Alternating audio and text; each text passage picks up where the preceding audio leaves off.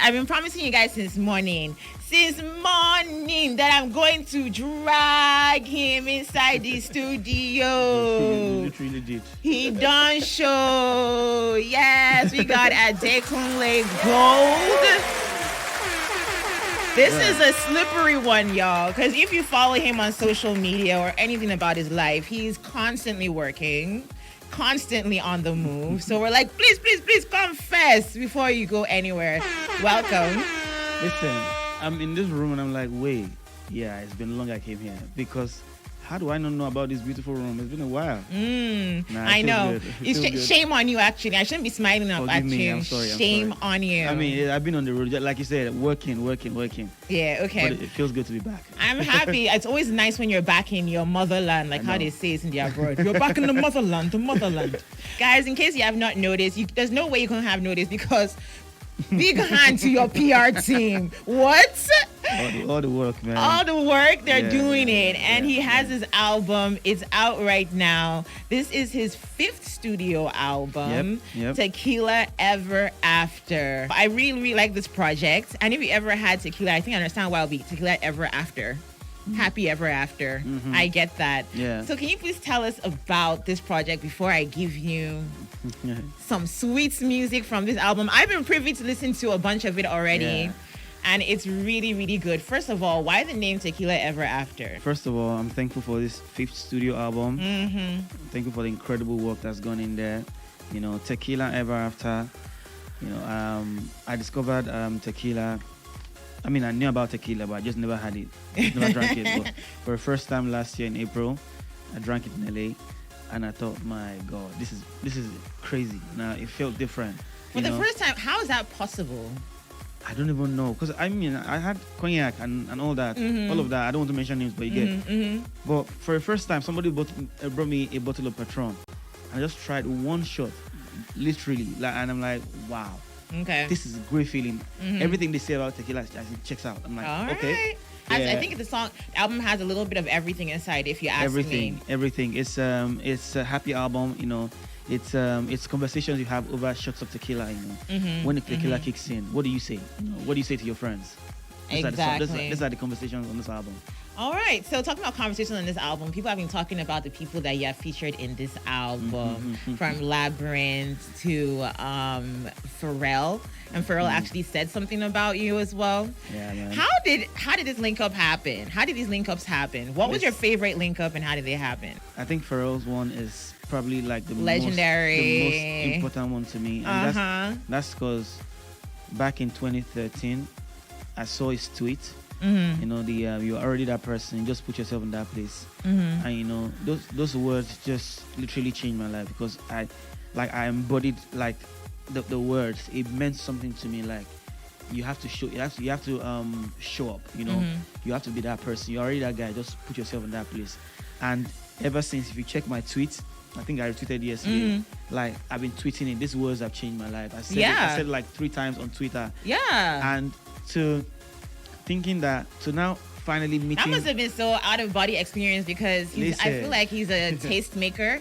Of course. You know, not just creative, not just in fashion, but like in music and stuff. And for I would have just melted. I would have melted. Yeah, into man. Like when I started working on the pieces. album, I just kept saying, you know, I want Pharrell on this album. I didn't know how.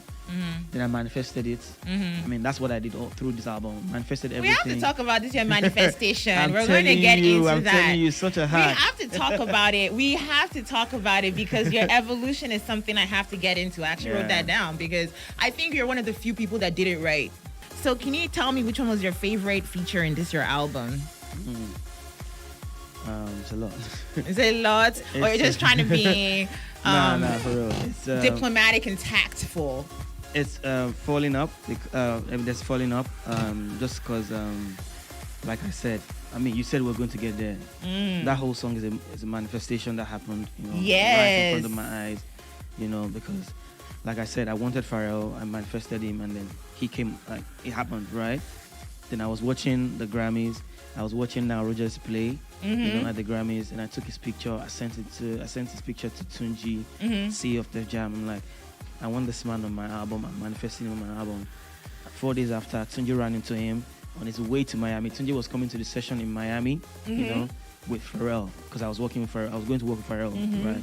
And Tunji ran to him like, yo, my boy likes you. He really wants to work with you. And it's like, yeah, he's going to pull up. And then he came to the studio with me and Pharrell. I'm like, wait, it's already crazy that I'm in the presence of Pharrell. Right.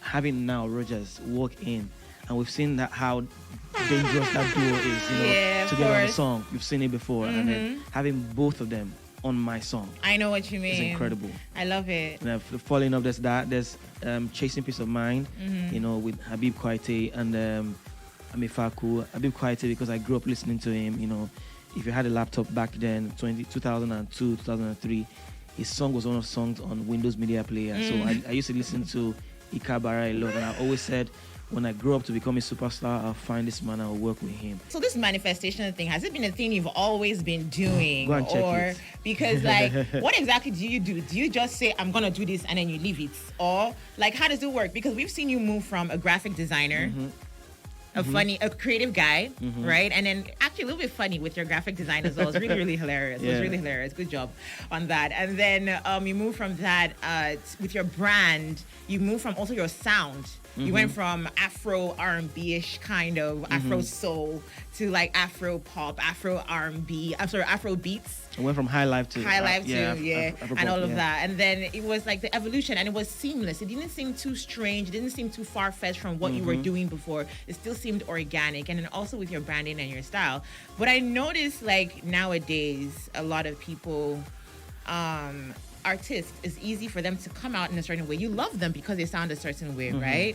And then along the way, there's obviously this raining sound right now. I'm gonna jump on this beat. This is what my sound. All my sounds are gonna be like this now. Oh, this is what people are cool are dressing like. I'm gonna dress like that now and everything. So they kind of get derailed just a little bit. But your evolution was so organic and it was so well thought out. So did you always know this is who you wanted to be, or just this manifestation thing, how is it working? Because some of us need to get it right. Because this is not my real life. I told you before, this is not my real life. I feel like I'm supposed to be a really, really millionaire kind of person. Let me tell you, I'm grateful that I can speak my whole life into existence. It's not like I even had a training where, you just have to say this thing and then it happens. Yeah. I just always believed. Believe in Look it. how I said back in 2002, 2003, I got my laptop and I said, when I grow up to become a superstar, I will find this man. Okay, it may sound delusional, especially coming from where I'm from. I'm from Ikotu. I know that I didn't see anything, I had no idea what this life was going to be about. But I just always knew there was better for me out there. So every time I've said it, and that's why I'm one of the people that's not deleted all their past posts on socials. Yeah. I want you to see everything. I want you to know that I worked all the way up and I said everything. Go check my tweet in 2013. I mentioned all the things that I did. I said sculptor, ceramist, painter, save my story. Save this, you will join me in my success story soon. And you're talking about it now. Yeah, we love that. It's just, if you feel it, you believe it so much, say it. So which song on this album do you believe is going to get you onto an international nomination list? The question is, which song won't get me? Okay, I love that because which song won't get me? I wanted to ask because I was checking a bunch of your nomination, most of the things you get nominated for, you win.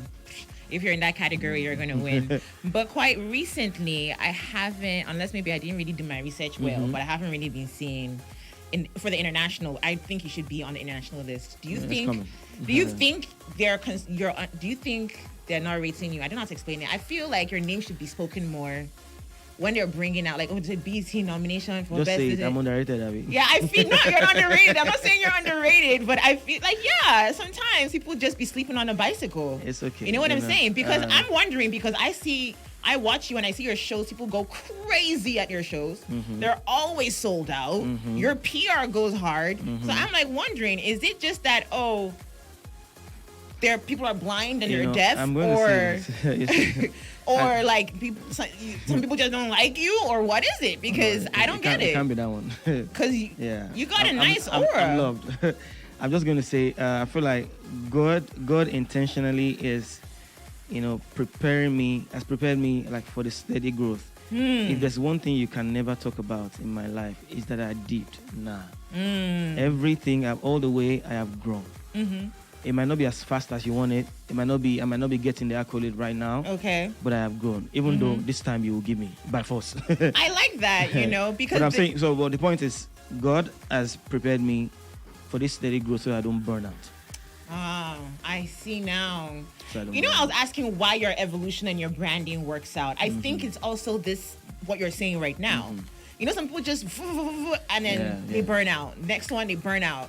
That's not it. Okay, I get it now. I get why it's working. I don't think I'll be doing my due diligence if, as a woman in this industry, if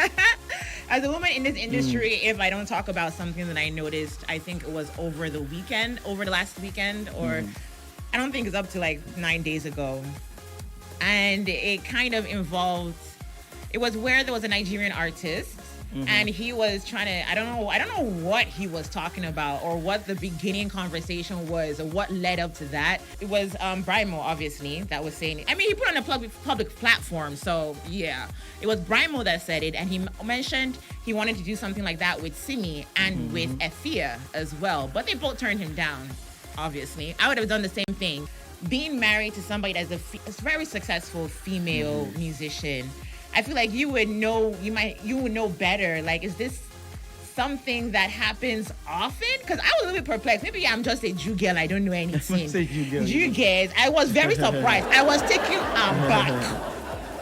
aback. I'm like, wow. So this is a thing that really happens, especially here. Like, oh, this is a line. This is a line that someone can use. I'm as confused as you. But I'm going to say one thing, right? Yeah. It's I know for a fact that it's a lot harder for women in the industry, right? I feel like they have to do extra work to get attention, and I know it's not talked about often, but when people speak about it, they bash them. Every time Simi talks about the hardship of being a woman in the industry, I see people like. See the outrage on Twitter, not just Simi, people talk about it. I mean, just women talk about it generally. And I'm here to tell you guys that it's hard. Like, it starts from, what's this sex for grade, like things like that. It's not even in the industry, basically. It's just everywhere. In life.